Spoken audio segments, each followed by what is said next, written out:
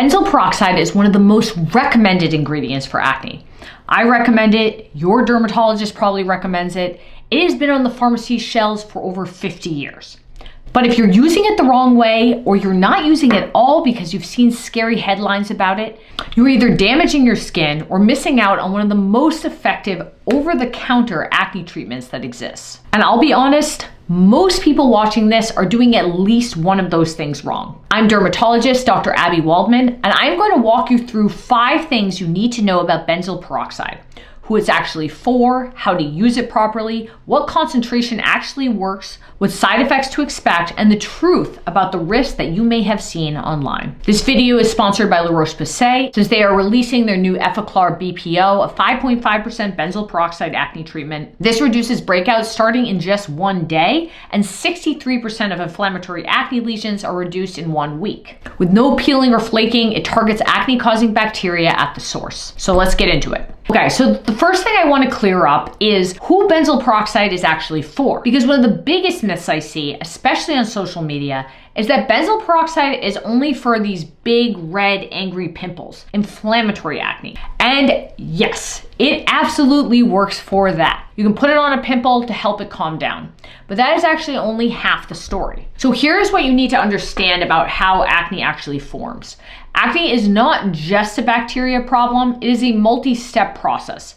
So you have 4 main drivers. You have excess oil production, abnormal skin cell shedding that clogs your pores and blocks it, bacteria Cutibacterium acnes, and inflammation, which are all the white blood cells that kind of show up to the party. Benzoyl peroxide actually works on more than one of these at the same time, and it is one of the only over-the-counter ingredients that does this. So when you apply benzoyl peroxide to your skin, it breaks down and releases reactive oxygen species. Essentially, it creates this oxygen-rich environment inside your pores, and here's the key. The bacteria that causes acne, C. acnes, is anaerobic, meaning it hates oxygen. It thrives in low oxygen environments.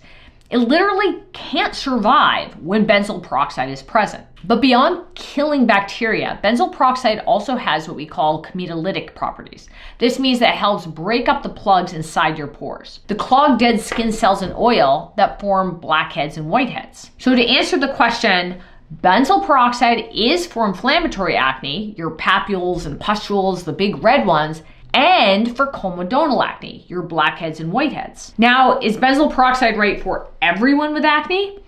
Well, mostly yes, with a few nuances. So if you have very sensitive skin or conditions like rosacea, eczema, you may need to go very slow and start really low. And I'll cover that more in a minute. But for the vast majority of people dealing with mild to moderate acne, teenagers, adults, oily skin, combination skin, even pregnant patients, this ingredient has decades of evidence behind it. Now, if you have very severe acne, nodulocystic acne, or significant scarring, I want you to talk to your dermatologist about prescriptions or treatments that are available, because in those cases, over-the-counter treatments like benzoyl peroxide might not be enough. You may need certain prescription medicines in order to stop your acne and to prevent any long-term scarring. And if that surprises you, wait until you hear how most people are actually supposed to be applying this. So this is probably the section where I'm going to challenge what most of you are probably doing.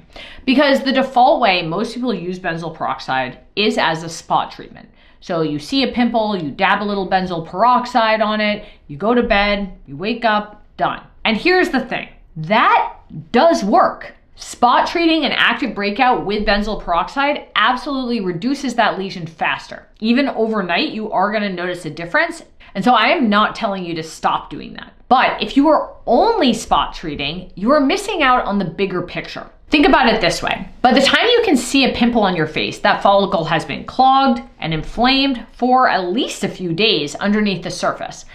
So if you are only treating visible breakouts, you're always playing catch up. Now, some of us, we just get a pimple here, a pimple there, and there's no sort of underlying pattern to it. If you're someone who always gets breakouts in certain areas, the smarter approach, and what I actually teach patients, is to use benzoyl peroxide as a thin, even layer across your entire acne-prone area. So not just on the active spots. So again, if you break out on your forehead, you're gonna apply it across your full forehead. If you break out on your chin and cheeks, apply a very thin layer across your chin and cheeks. This is called maintenance therapy. So you're treating the microenvironment of the skin, reducing the bacterial load across the whole zone, preventing the next breakout before it starts. Now, if you're using a wash instead, you want to apply it to wet skin and massage it in. Let it sit for several minutes to get the full benefits, and then wash it off. You're going to pat dry with a clean white towel and follow up with your normal skincare routine. So here's exactly how I tell patients to apply acne treatments with benzoyl peroxide, like Roche Posay Effaclar. So you're going to cleanse your face as normal. You're going to pat it dry, since applying benzoyl peroxide to wet skin can increase irritation. And then you're going to apply a thin layer to your acne-prone areas. You really do not need a thick coat. A thin layer is all that's needed for the ingredient to penetrate into the skin. And slathering on more does not make it work faster. It just increases your risk of irritation. A lot of people ask morning or night. So either can work. A few things to keep in mind: benzoyl peroxide does have mild photosensitizing potential, meaning it can make your skin a bit more sensitive to UV light, like indoor tanning or outdoor sun. So if you're using it in the morning, always follow with sunscreen, which you should be doing anyway. Now, before I get into the next two topics, which I know are the ones you're waiting for, make sure to subscribe if you haven't already. I break down evidence-based skincare so you don't have to sort through the noise yourself. So if you ask most people, is 10% benzoyl peroxide stronger and more effective than 2.5%? Almost everyone says yes, it is stronger, so it must work better. That makes sense. But it's actually wrong. Clinical studies have compared 2.5%, 5%, and 10% benzoyl peroxide head to head. And what they found is the efficacy, meaning how well it reduces acne lesions and bacteria, is not significantly different between those concentrations when used consistently. So a 5.5% formulation has been shown to reduce Cutibacterium acnes just as effectively as the 10%. The bacteria do not require a higher concentration to be killed. Once you have enough of the active ingredient to do its job, adding more doesn't really give you more benefits, it's just going to give you more irritation. And irritation is the #1 reason that people stop using benzoyl peroxide. They grab a 10% product off the shelf because it sounds more powerful. They jump in, are excited, and use it every day, and their skin becomes really dry and red and flaky, and then they quit. And then they think that benzoyl peroxide doesn't work for them. But the problem wasn't the ingredient, but the problem is just the concentration. So what I recommend, I tell my patients to start at 2.5% to 5.5%. So the Roche Posay Effaclar BPO with 5.5% benzoyl peroxide is in that great sweet spot. It's effective, but still tolerated by most skin types. If you're using it as a maintenance therapy, you want to use it consistently every day or every other day to start. And you're going to give it 8 to 12 weeks before you judge whether it's working. While you may notice some overnight benefits after applying, acne as a whole does not clear overnight. So what can you use with benzoyl peroxide? Almost any topical acne medicines, including adapalene, salicylic acid, can be used. In fact, adapalene used together with benzoyl peroxide is a dermatologist staple and one of the most effective over-the-counter duos for inflammatory and comedonal acne. However, they can increase sensitivity and irritation to the skin when used together, so just be aware of that. And again, combine things one at a time, slowly over time. Generally add things every 3 days and increase is tolerated. One caveat about combining topicals is that topical vitamin C is very sensitive to oxygen. So it can become inactivated when used at the same time as benzoyl peroxide, in theory, if they're used right at the same time. So generally separating vitamin C and benzoyl peroxide in your routine is a good idea. Nothing bad is gonna happen if you combine them, but you just might not get as much out of your vitamin C as you're paying for. Benzoyl peroxide can also be used with most prescription acne medicines, but always check with your doctor. One prescription acne medicine called Dapsone, when it's used at the same time as benzoyl peroxide, can result in an orange discoloration to the skin, so these shouldn't be used at the same time. Just know all of these acne treatments tend to be very drying and irritating. It's kind of how they work. They dry out the skin to prevent the underlying cause of acne. So using them together, the more you use, it can increase those side effects. Make sure to use a moisturizer after benzoyl peroxide to keep moisturized. And by the way, this is especially relevant for teenagers. I know a lot of parents watching are worried about their teenager with acne, and benzoyl peroxide at lower concentrations is incredibly safe and effective for adolescents. In fact, it is one of the first-line recommendations in major clinical guidelines for acne. It has been extensively studied in teenage population, including large Cochrane reviews, which are the large systematic reviews that are very high quality. Unlike antibiotics, benzoyl peroxide is not thought to contribute to antibiotic resistance, so it's really one of the best tools we have for teen acne. And if you're shocked by that one, the next one is even more misunderstood. Let's talk side effects, because I think a lot of people either get blindsided by them or they've heard about them and are just too scared to start. Neither of those outcomes is really helpful, so let me just be direct with you. Benzoyl peroxide can cause dryness, redness, peeling, and irritation, especially in the first 2 to 4 weeks of use. And this is real. I'm not going to minimize it.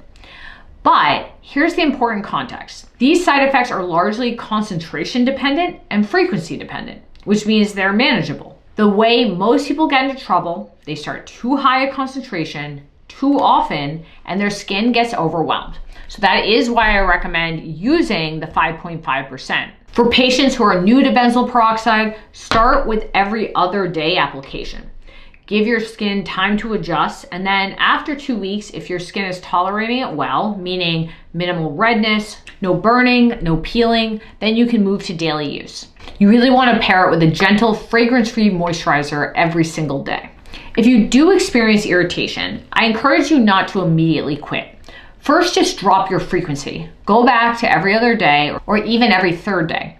Your skin can usually adapt with a slower introduction. Now, there is this one side effect that I have to specifically call out because it catches people completely off guard. Benzoyl peroxide will not bleach your skin. I want to be very clear about that. It does not lighten or discolor your complexion, but it absolutely can bleach fabric. So your dark colored towels, your pillowcases, your shirt collars, if you apply it and then get dressed quickly before it's dried, or you're using a wash in the shower, your towels and clothes can be bleached. I've heard so many patients come in and say, I ruined my towels, and I've actually done the same. Honestly, it's best to just invest in some low-cost white towels now. It is a well-known side effect that nobody warns you about enough. Again, the fix is pretty simple. You're just gonna use white towels or white pillowcases, but really just making sure you're letting the product fully absorb before it comes into contact with any fabric. Consider it more like a quirk of the ingredient and not necessarily a reason to stop using it. So one more thing about safety in pregnancy. Generally, a lot of the acne medicines that we use are not safe during pregnancy, and benzoyl peroxide is the exception. And this is one of the medicines that we still do use during pregnancy. But obviously, if you have any concerns, you should discuss those with your OB. And this last one is the most controversial. Okay, so now I'm going to address the elephant in the room.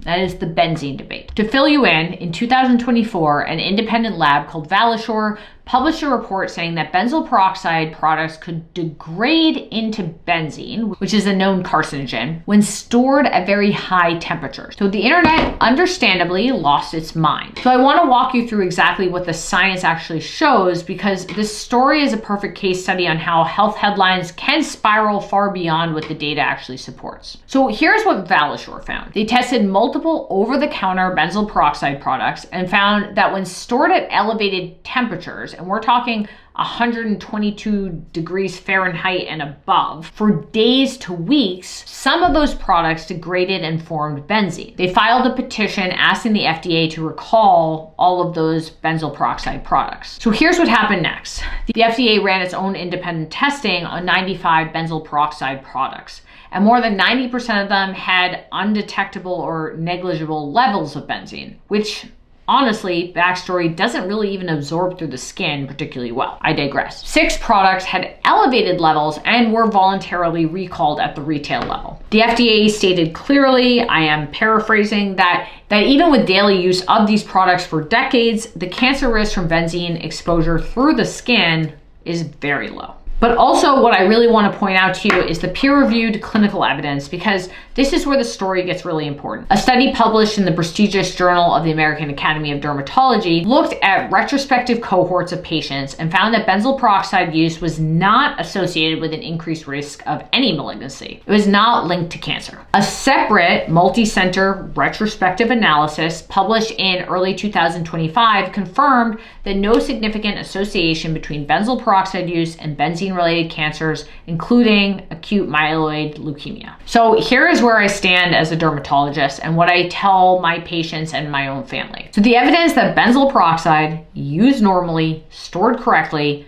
causes cancer is just really not there. It is 50 years of clinical use, millions of patients, and we do not have any population level data showing harm. What might be reasonable is sensible storage. Maybe don't store it in your car in a hot day in Arizona. Don't cook it before you use it.